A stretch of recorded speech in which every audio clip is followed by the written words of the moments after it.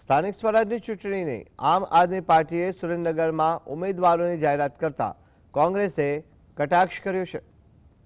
આપે જિલ્લા પંચાયતના 7 તાલુકા પંચાયત 16 મહાનગરપાલિકાના 11 ઉમેદવારો જાહેર કર્યા। જોકે કોંગ્રેસે સુરેન્દ્રનગરમાં આપની સ્થિતિ બિહારમાં પ્રશાંત કિશોરની પાર્ટી જેવી થશે તેવી ચીમકી ઉચ્ચારી છે। આપ પાસે પૂરતા ઉમેદવાર નથી અને રોજ કોંગી કાર્યકરોને સંપર્ક કરી લોભ લાલચથી આપમાં લઈ જવાનો પ્રયાસ થતો હોવાનો પણ આરોપ लगावायो है।